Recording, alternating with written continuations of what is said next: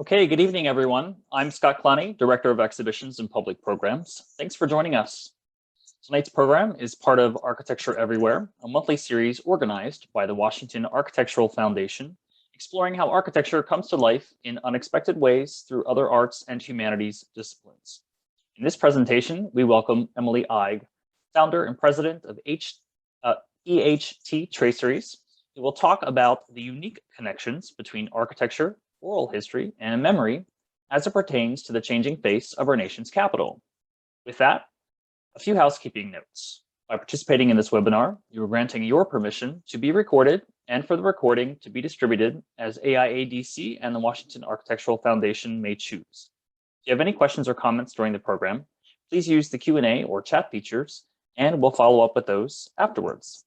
Now, it's my great pleasure to introduce you to our speaker, Emily Eig. Emily, thanks for being with us. Good evening. It's a pleasure to be here. I am an architectural historian, and I have devoted my life to looking at Washington, D.C. and understanding how it came to be. And I'm going to try to share with you tonight a little bit about that by using some examples. There's obviously a lot of history that we are not even going to begin to touch on. But I think I've tried to pull together a story that will help you understand what the historian does and how that affects architecture, and how architecture affects what the historian does. So I'm here tonight with Alyssa Stein, who's going to run my slides, and we're going to start tonight on architectural oral history and memory. We might call this architecture sources and memory, but I think you'll see as we go on what we're talking about. So next slide. There are three questions we're going to address tonight. One is, how do we perceive the past? How do our memories drive perception? And how do we decide whose story gets told? These will be woven together, as you see, as we get through our slides. Next. What do we think of when someone mentions Washington, D.C.? It's the center of government. It's a monumental and cultural center. We are in the forefront of historic preservation. We're a green city. And we're a city with broad and beautiful avenues. Our nation's capital is a beautiful asset of our country today. So is that how it started? Was it always like this? How did it come to be as we perceive it today? Let's start. How do we perceive the past? How do we come to understand it? Washington, D.C. started in 1790, and it was founded in 1800. I've lost my years here. In 1800, with this plan by L'Enfant. Peter L'Enfant was the expectation of a permanent seat of Washington. He designed a monumental plan. And if you look at this drawing, you would think that we have a fully developed city within the District of Columbia, with parks, with buildings, with roads. It's all there, except that, was it? Well, certainly if you look at images of the past, we have beautiful drawings and paintings. On the left in 1839 was the Bank of Columbia in Georgetown. That was M Street. We have the Capitol looking towards the northwest, towards the Washington Monument. And we have a view looking towards Georgetown, all in 1855. Lovely, beautiful, idyllic agricultural village. But if we look carefully, we'll see that the picture on the top, the painting that shows the view from the Capitol, it includes the Washington Monument. Except the Washington Monument wasn't finished in the 1840s. It began in 1835, and it wasn't until after the Civil War was ended that they finished the Washington Monument. So how much of what we're looking at was really there?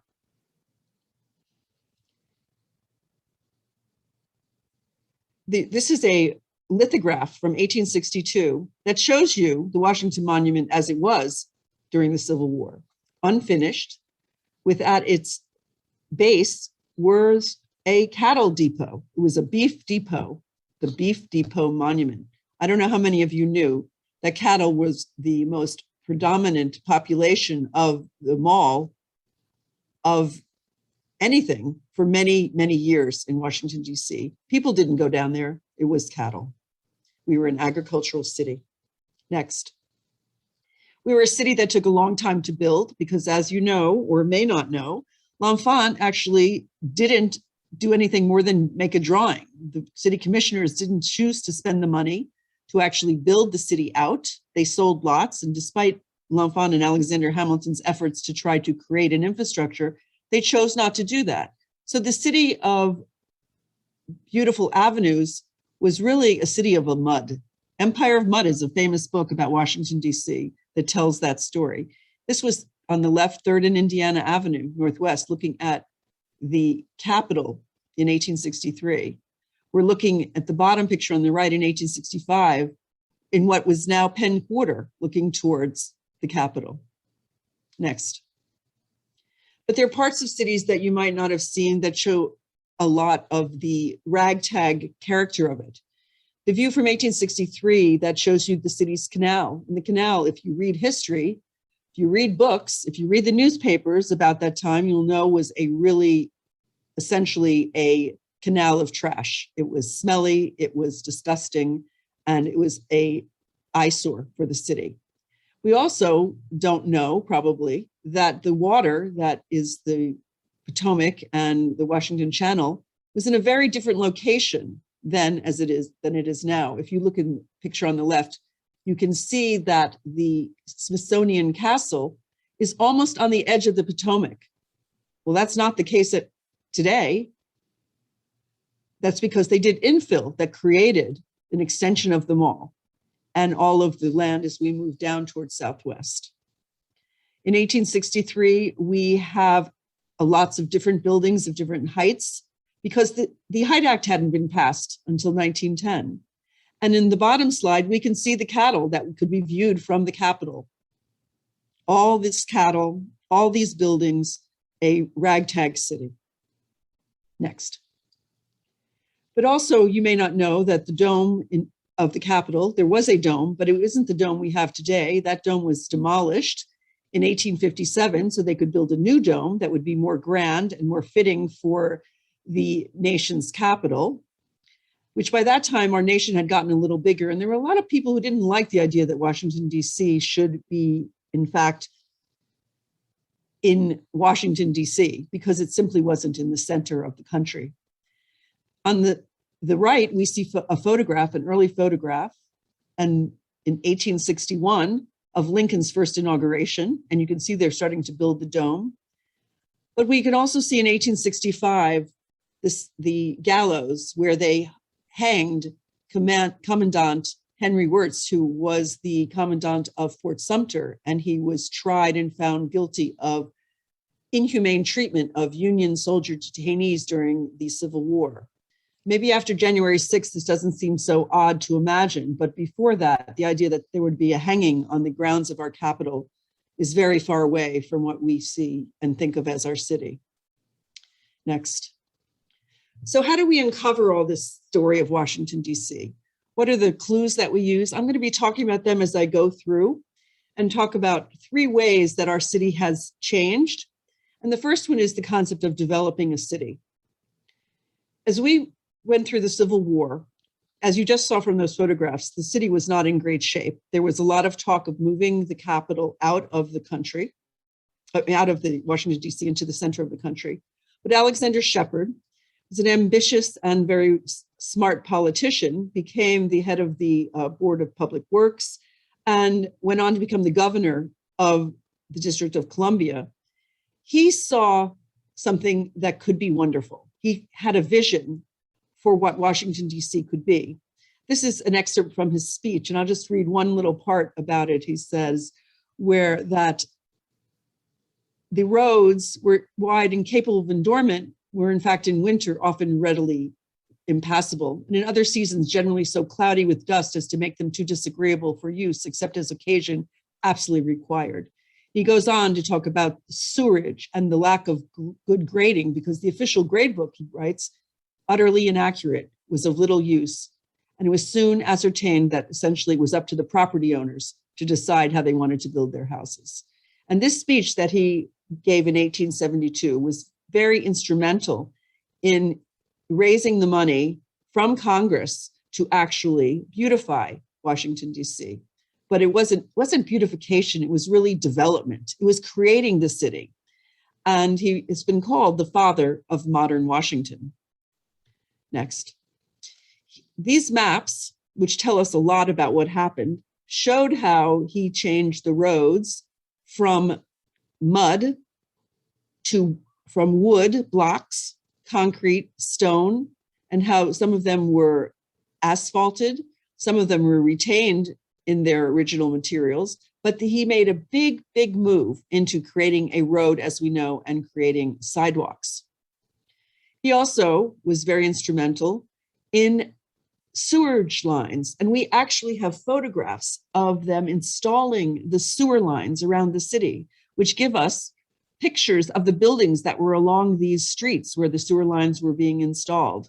Unfortunately, it's not the whole building, but the bottom of the buildings, the storefronts, are often captured. And as you can see, he ranged his work mostly in the Northwest because that's where most of the development was going, even as early as 1870s, despite the fact that the original city fathers thought the city would grow to the east. But he also changed the grade. He laid tracks, he laid trees, he planted trees, and he beautified Washington's infrastructure. He created the city as we think of it today. But what did it look like? And what did it look like when they did that? The photographs from the 1860s give us so much more information, and his maps working together help us to understand what was happening and what it looked like. There was also a great desire at that time to improve the infrastructure more than just the roads and the grades and the sewers, but also to provide good water. And as we moved in the century, and as we move beyond Shepard's era, the District of Columbia took over control of the city, much more so than it had during his period of reign, we might call it. And Joseph McMillan was the chair of the district committee of the Senate District Committee.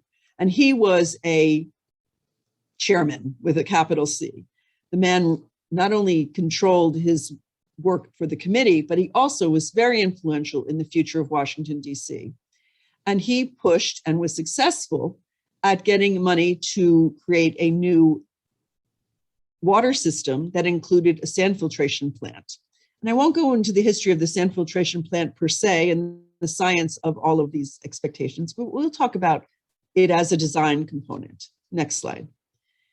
Engineers from the Army Corps of Engineers were brought in to design a sand filtration plant that would be right by the reservoir. The Soldiers' Home is to the north, Howard University to the west and to the south. And you can see this drawing so that as historians, we have the benefit now of pretty detailed engineering drawings to help us understand what happened at that time. Next. We also have photographs, and they're no longer just random photographs, but they're very specific documentation photographs. And this is a photograph of the McMillan sand filtration plant. We see on the upper left, what was called the service corridor with these essentially they're barrels of sand that they store sand, these cylinders. And then we see in the bottom left, we see doors that are opening into the caverns that are below on the right, which are quite beautiful. Was where the sand was brought down, the water came through in pipes, and sand and water working together, the sand actually purifies the water, and it would then be sent out in pipes to the street, to the city. So we have this information about this, what was going on here, but we've also learned, next slide, we also learned what happened there, and that is the beautification. We have all the things that were done by Shepard, but as we get to the turn of the century, we have what they call the McMillan Commission, or the Commission of 1901, and it was actually a Senate committee that was brought together. They were actually not senators, but very well-known architects such as Daniel Burnham. And they were brought together to come up with a plan to improve the park system. And in the upper part of this slide, you'll see that the emerald necklace, that where they identified where the parks should be or were, and that they should become permanently part of our plan. They wanted to take L'Enfant's plan and make it come to life because it hadn't happened. It was 100 years later and it hadn't happened yet. So their plan, their report called for that. And if you look at this slide, we see that it included ways to beautify the city, such as the new reservoir can be made an important supplement to the park system. So what did that mean? Well, it's nice. We'll say we'll make it a park. Well, that's exactly what they wanted to do. Next slide. They hired Olmsted, Wenceslaw Olmsted, to design the landscaping for the filtration plant. And what's interesting is that the filtration plant by this time had been operating for 2 years. There'd been no plan to make it a park. It was a sand filtration plant. And what did it mean to be a park? It meant that it would be beautiful and someplace that was very pretty to look at. And Olmsted came up with a treatment plan after the fact. He was brought in, as I said, after the fact, and he saw these 3 areas, the sand filtration part, the sand filtration and reservoir part, which was B, and then the area that was to C, that was to the south, that was a beautiful view of the reservoir. Next slide. He drew up a plan, and we have from this, we see also the development of landscape architecture as a profession. He drew up a plan that showed where the trees would be, where the sand filtration part of it was, where the reservoir was, and where the public would be invited, actually in the south, to come and view the park and see the new statue that had been designed to be built on it to honor Macmillan, and because they had decided by this time that they would name this Macmillan Park. But it was a sand filtration reservoir plant, a place where water was shipped to the rest of the city. Next. And as you can see from this photograph, we know that it was actually consummated. And this aerial photograph, which is also a new idea, airplanes come in and suddenly we can see photographs of large areas, not just from high places, but from airplanes. Huge numbers of photographs were taken from airplanes that tell us about our city. And this one is quite vivid in showing us what was going on there. You'll notice that there is actually a walk. There's a double row of, they were barberry bushes, which were designed as a passive fence that people would not go onto this area where the work was happening, but could walk around the edge of it. It was a very clever means to both allow people to observe, but also not get into danger from the activity. Because not only is there people working all day, but there about every 20 feet is a manhole, which allowed for the light to get down into the caverns below. And about 50% of them were open at any one time. Next. So then we have, what else did they have to do to make the city as we know it today? Well, they needed to clean it up. Next. We know from maps and we know from those photographs that there was a lot of cattle who were living in DC. We also know that the railroads started to come in as we get into the 20th century. And we can learn that in 1891, Congress passed a law that there would allow the stockyards to exist, but they would only be in one place. They would be unionized, such as the Union Station took all the railroad lines and put them going through one station. The Union stockyards had all the cattle coming to one place. This was a big change from just random cattle being around the city. And it was a very specific effort to try to beautify Washington, D.C. It's all part of the City Beautiful movement. It's all part of the effort of city planning as a new profession, trying to change what cities look like instead of being ragtag, but to be very structured and organized as to what they were like. Zoning comes in the 20th century. All of this new information comes in, and as historians, we have to accept and take in all this information of changing rules that affect the way people live in a city and what buildings get built and where they get built. Next. So the Union Stockyards exist, and that same year that they created this single place, they also granted a charter to 3 companies to create a union of the Washington Arbitoire. It was the one place the Off, Keene, and Loeffler companies joined together and built the most modern, sanitary, up-to-date slaughterhouse that they could have done. So the cattle could come in, the cattle could be slaughtered, the meat could be processed, and it would be sent out on the railroads. So cattle might come in on railroads and the meat would go out on railroads. Very, very modern. Next. It was very exciting. The modern home of the A. Loeffler Provision Company that was part of this greater stockyard. And the plant that was there created more sausage for more people in Washington, D.C. than any other place that was bringing in sausage or any small amount of sausage processing might take place. Very successful.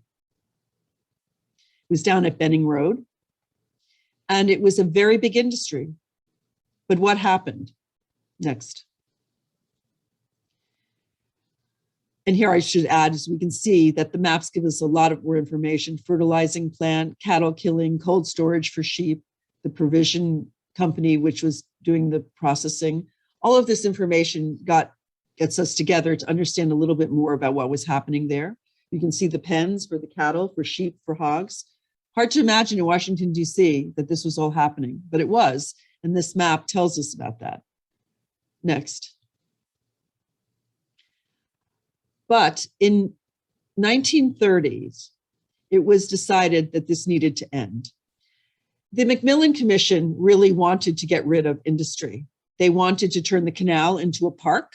It was no longer going to be the canal of transit, but rather it was of recreation.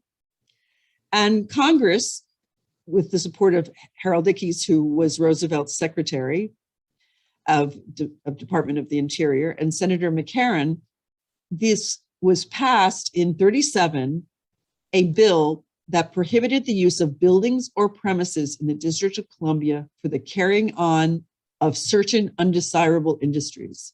And it essentially ended industry in Washington, D.C. When I first came to this city, and I think you'll have heard it too, our industry is the government. Well, the fact is that government didn't die. It didn't die off. It was killed. Congress killed industry in our city. And that was not really a well-known fact as to what happened. So next. So we have to learn, well, how did we learn these things? How did we find out that Shepard did what Shepard did? How did we find out what the Macmillan Commission's broad expansion of its power was? How did we find out how industry died out in Washington, D.C.? Well, we have people we talk to, we have memories, but we also have the standard historian tools of the trade, and they tell us lots of different things. For instance, Shepard, the father of modern Washington, was actually almost run out of the city because he spent so much money in his effort to modernize Washington, D.C., that he was attacked viciously. There were lawsuits, there were libel suits, and he left Washington, D.C. after 2 years when he went out of office and moved to Mexico. He literally left the country in such disgrace, and that is where he died in 1902. But by 1881, 10 years after what he had done, less than 10 years, people started to say, maybe what he did wasn't so bad. Maybe spending that money really wasn't a bad idea.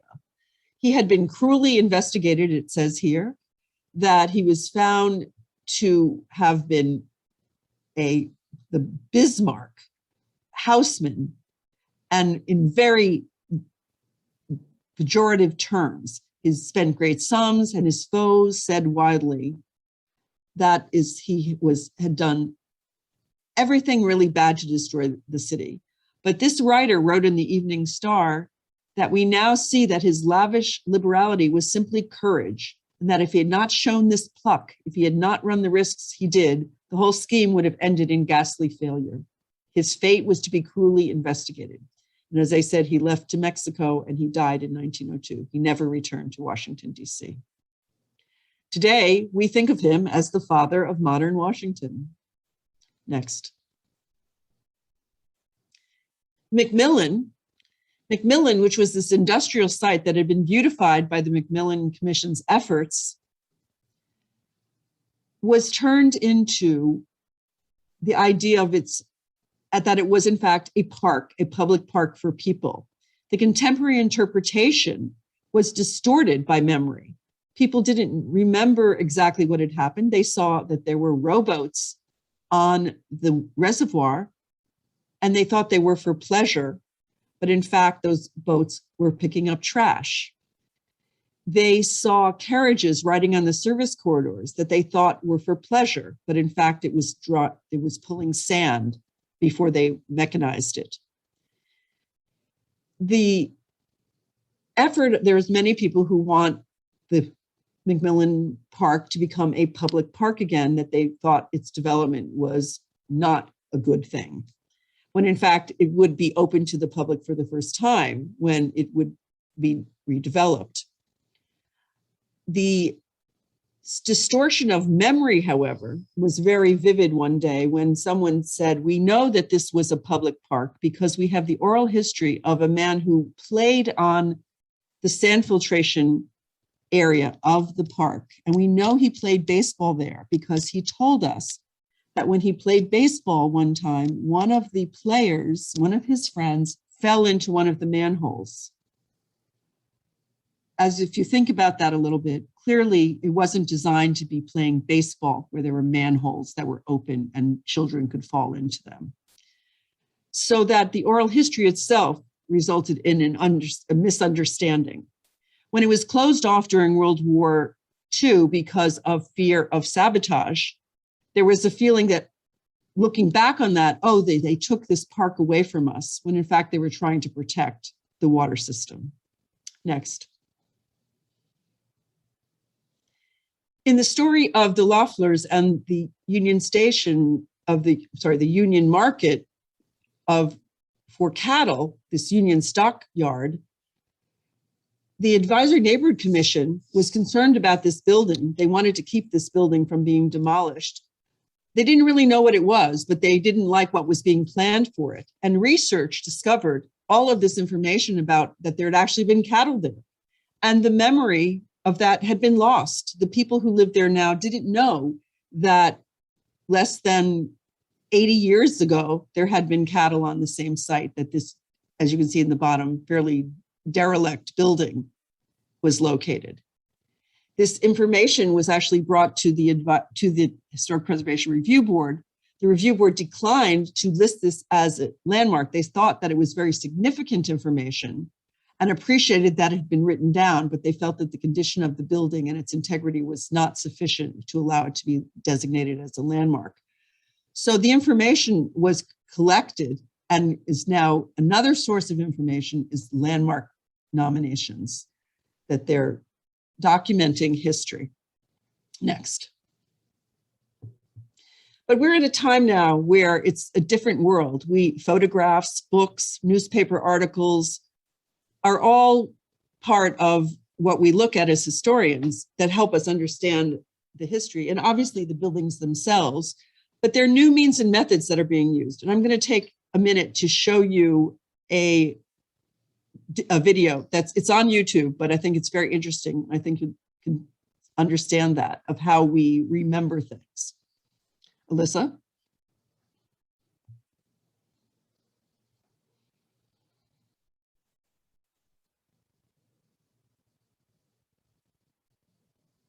Washington, D.C. as it was in 1814. Here is a current satellite image of Washington, D.C. showing the area at the center of the District of Columbia included in Pierre Charles L'Enfant's original plan of the city. Colored pins mark the location of key landmarks: the Capitol, the White House, the Washington Monument, and the Lincoln and Jefferson memorials. Now watch as the image morphs into a topographic map by architect Don Alexander Hawkins that depicts how the territory appeared to Lafont in March of 1791 when he arrived to begin his work. Note the dramatic differences in the That face, that is usually covered by her phone, has finally made an appearance. shape of the land and the width of the Potomac River. Those few images of the early city that have survived until today were created mostly by untrained amateurs or professionals educated in the Romantic landscape tradition. These artworks, full of optimism and imagination, usually fail to provide an accurate topography or the relative position of objects on the land. Is this really how the federal city appeared from Georgetown in the early 1800s? We might as well be looking at the Blue Ridge Mountains rather than the site of the young nation's capital. Early maps presented the city as finished and orderly. It was neither. The task of visualizing the nascent city has proved to be more challenging than we'd anticipated, not due to the limits of technology, but due to the sparseness of reliable historical evidence. Our first step was to create a base map, reflecting everything known about the city in the early 1800s. This map, based on cartography and scholarship by Don Hawkins, is keyed to a large database that we assembled of early Washington, D.C. paintings, drawings, and written references. For example, Q4, highlighted here, indicates the vantage point for an image sketched by John Reuben Smith in 1830. Scholars agree that the wooden cabins seen here are historically accurate. So is the fence, a security measure designed in part to keep cows out of the Capitol. To represent the rise and fall of the landscape, we relied on the work of USGS geographer Peter Chirico, who used detailed surveys from before and after the Civil War to create a large-scale 3D model of the landscape. Then we adjusted that information using Hawkins's topographic reconstruction of the ground in 1790. This results in our best approximation of the contours of Washington, D.C. as they would have appeared more than 2 centuries ago. This survey drawing of the U.S. Capitol and its grounds, created by Benjamin Henry Latrobe, provided an exciting opportunity to recreate the original shape of Capitol Hill. Here we attempt to illustrate what Latrobe was able to see in his mind. Lines drawn in 2 dimensions come to life in 3. This eliminates the need for viewers to make sense of cartographic maps made using methods that, while elegant for their time, have now been obsolete for more than a century. Thanks to Latrobe's efforts, and thanks to the fact that his drawing survived, we can precisely visualize Capitol Hill in the year 1814. We're now ready to add simple models of documented structures to our terrain map. We affectionately call this our Monopoly building phase. After we've used the best available evidence to assemble our map and tentatively place buildings, we can double-check our work by comparing historical drawings from the time period against our recreated landscape. In this example, 2 seemingly incidental farm buildings in a sketch of the Capitol by Latrobe are shown to be aligned correctly to a much later and different viewpoint.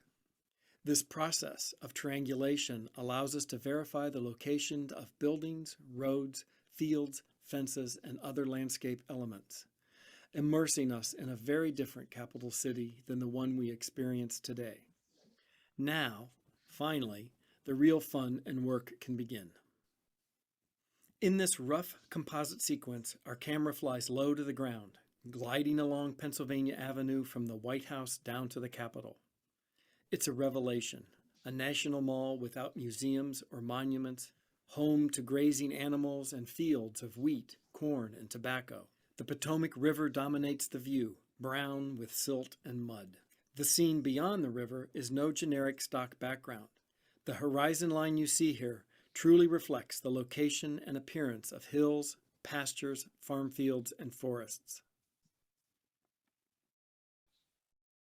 Thanks to 4 years of work at UMBC's Imaging Research Center, more than 5,000 hours of labor in all, we can now generate a view of the infant capital city from any location we wish. Out of the tangled roots of cartography, historical scholarship, art history, and simple curiosity emerges a fleshed-out recreation of Washington as it was. Our digital artists can now put the final touches on a complete, fully rendered historical tableau. This animation is what we call a proof of concept, an attempt to visualize in as much detail as possible a single specific place and moment in Washington's early history. Here, then, is one finished piece of the historical puzzle, our best guess as to how the unfinished Capitol would have looked almost 2 centuries ago in the spring of 1814, just months before the building, as well as all of the priceless historical documentation within its walls, was burned by the British.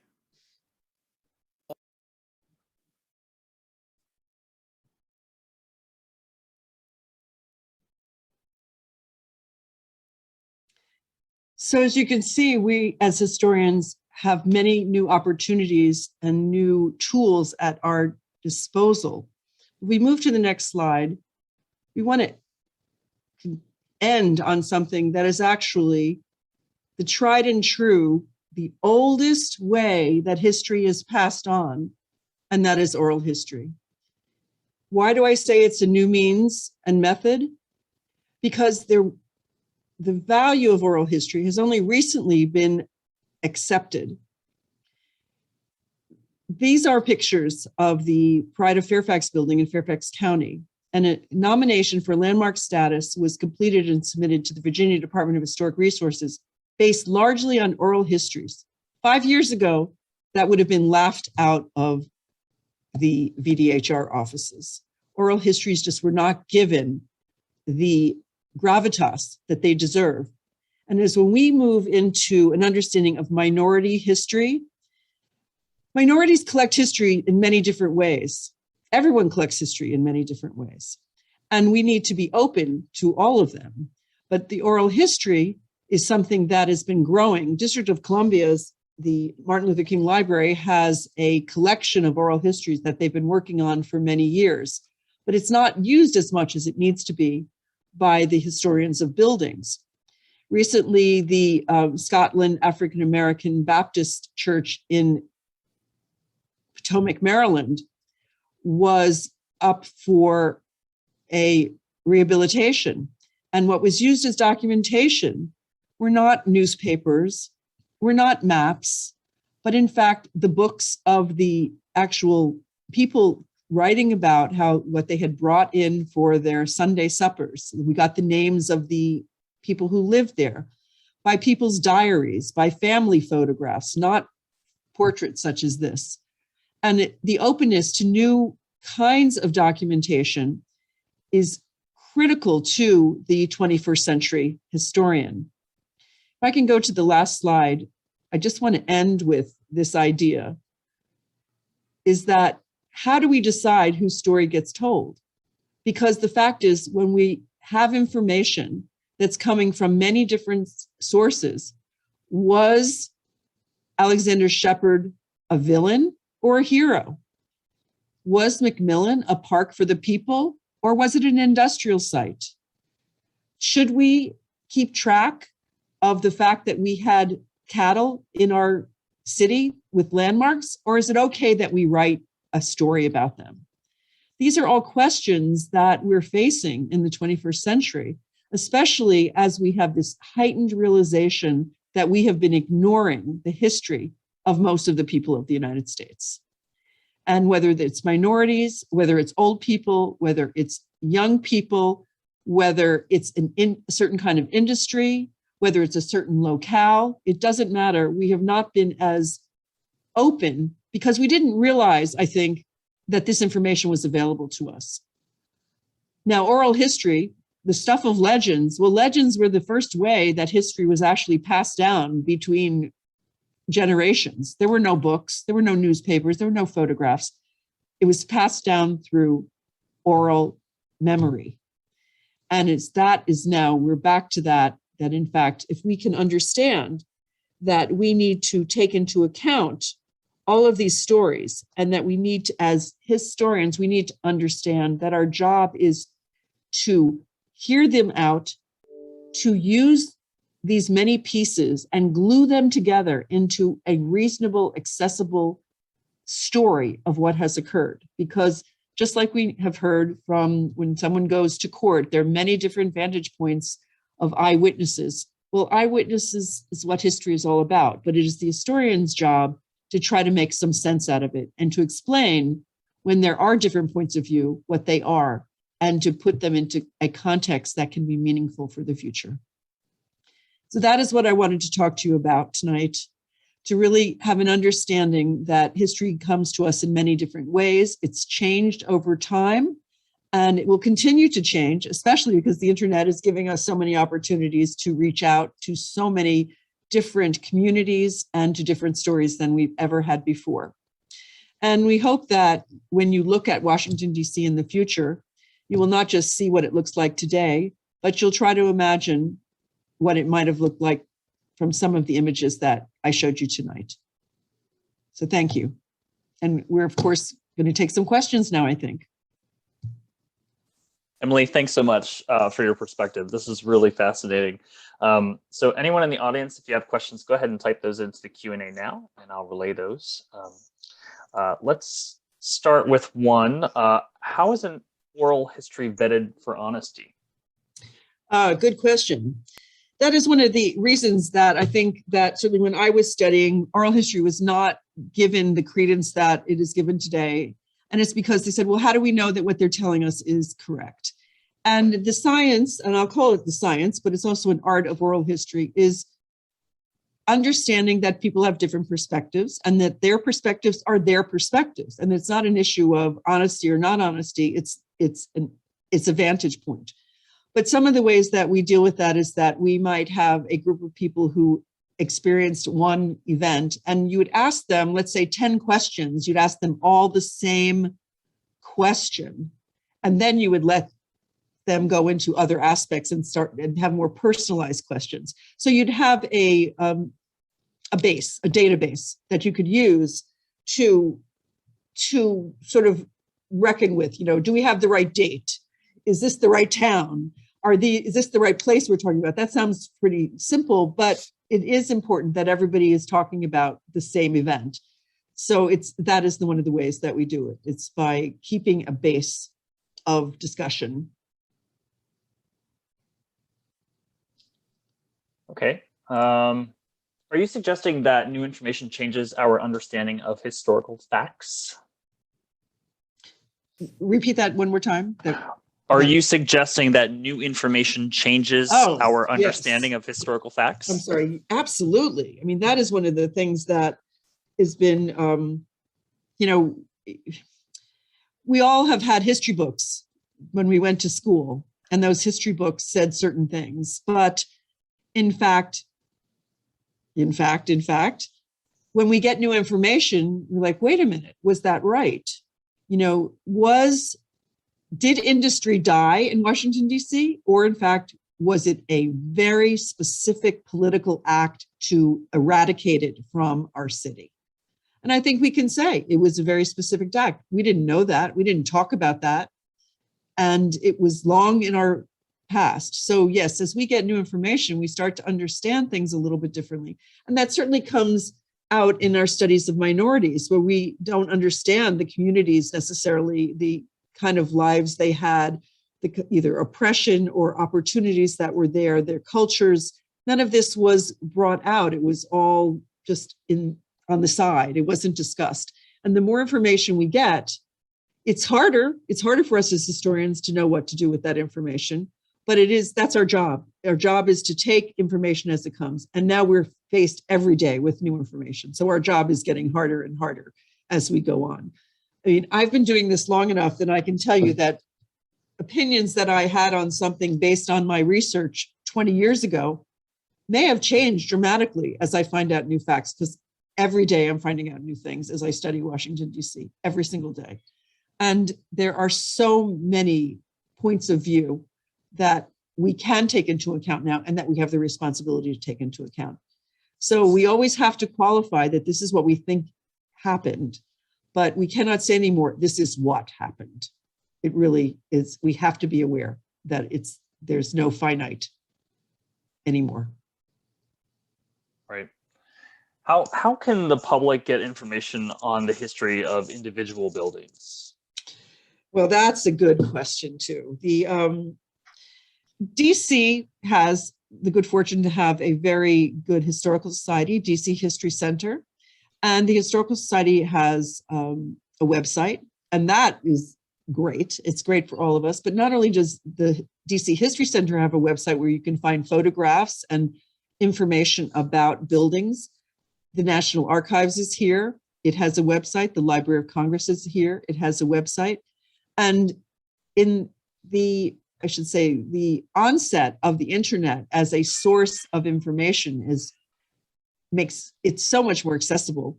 And if you get a membership to, and I'm not trying to push them, but the fact is that ancestry.com is just those ads that they have on the TV. We use ancestry.com every day because they have great amount of information.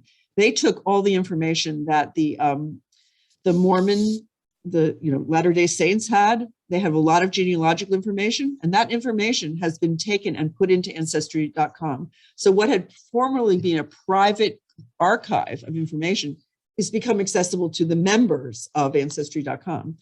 So it is very easy for you to get information. The hard part is trying to understand what that information means. That's not easy. But if you have a building in Washington you want to find out about, the city, District of Columbia, has what's called the History Center.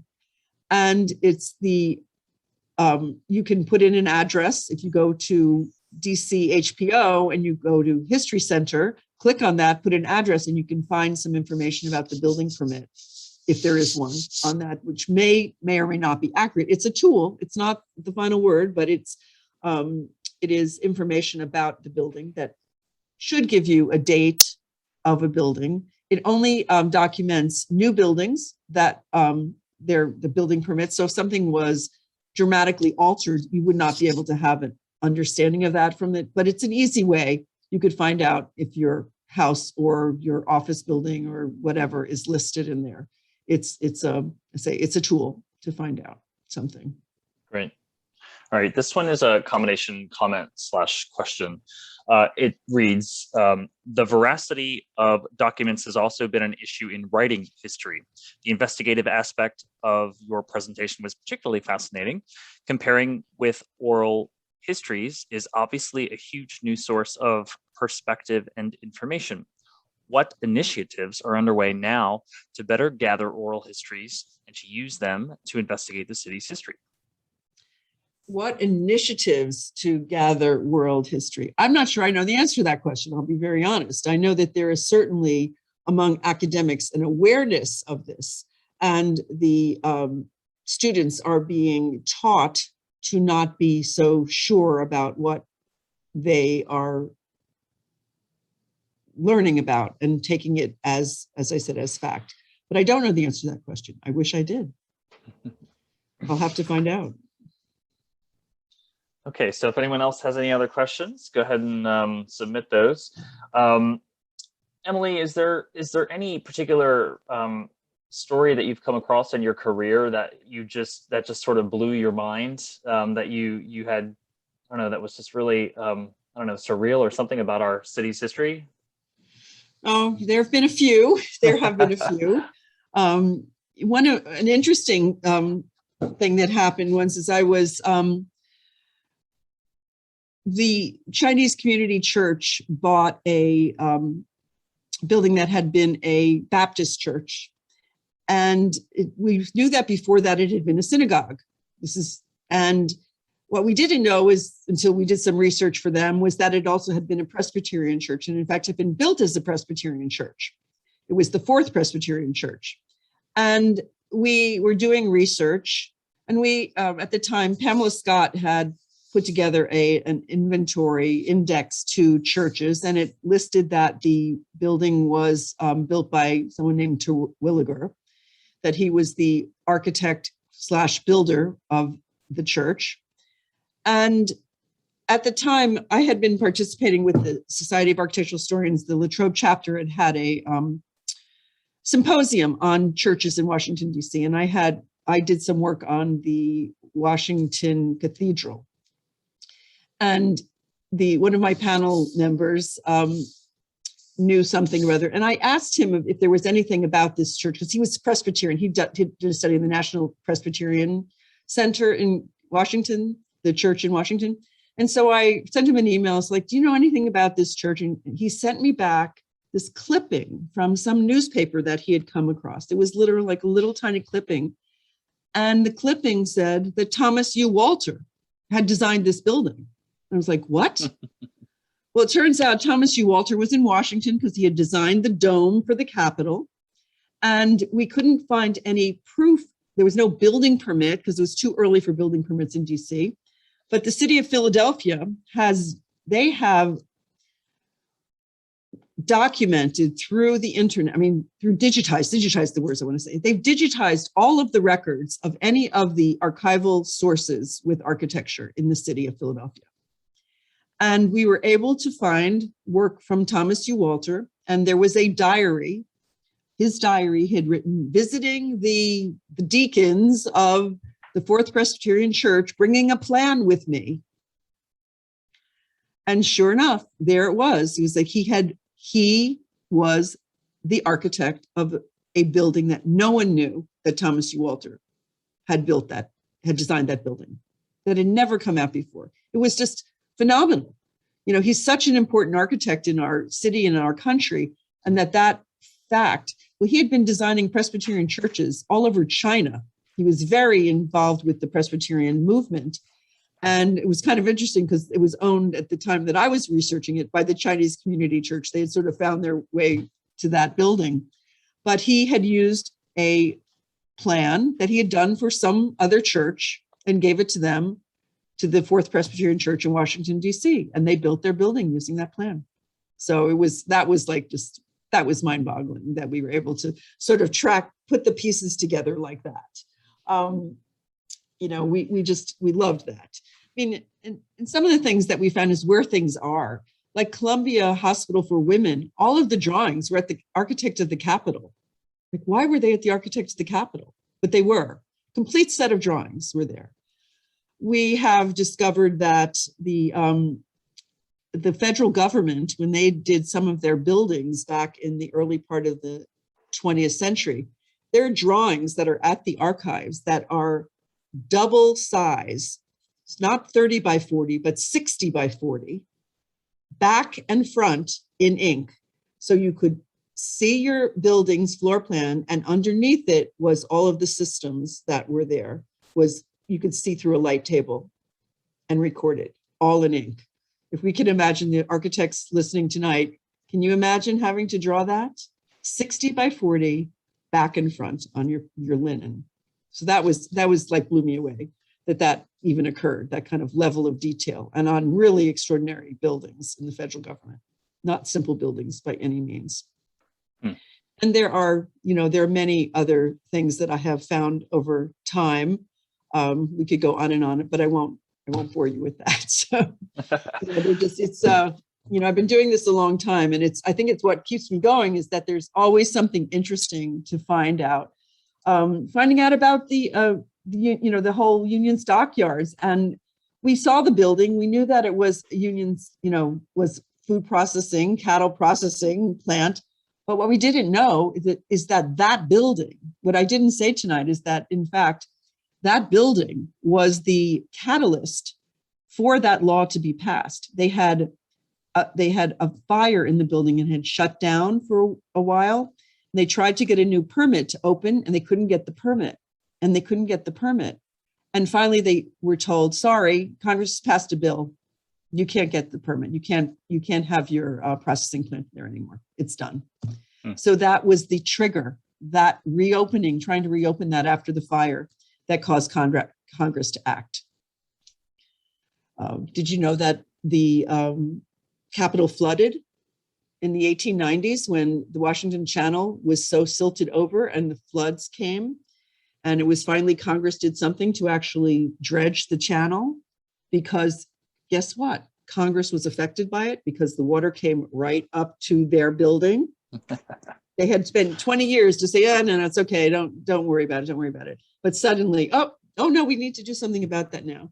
And they dredged the channel, and that's where we got all of where the Thomas Jefferson Memorial is today. That wouldn't exist on that location. It was the infill that was caused when they did the dredging in order to reopen the channel.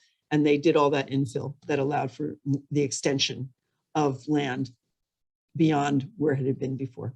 So things like that, you go, oh, wow, who knew? Who knew that it wasn't always as beautiful as it is today? Well, thank you for sharing your experience and your perspective with us. Really fascinating stuff. So thank you so much. Pleasure to be here. Thank you. So thank Alyssa for her assistance. Really appreciate it. For everyone in the audience, next month we welcome Anne Friedman and Rebecca Roberts of Planet Word, who will talk about the unexpected connection between architecture and language, while also sharing insights into the renovation of the historic Franklin School. You can find this and other Architecture Everywhere programs online at aiadc.com/calendar. This concludes our program tonight. Thanks again for joining us, everyone. Take care.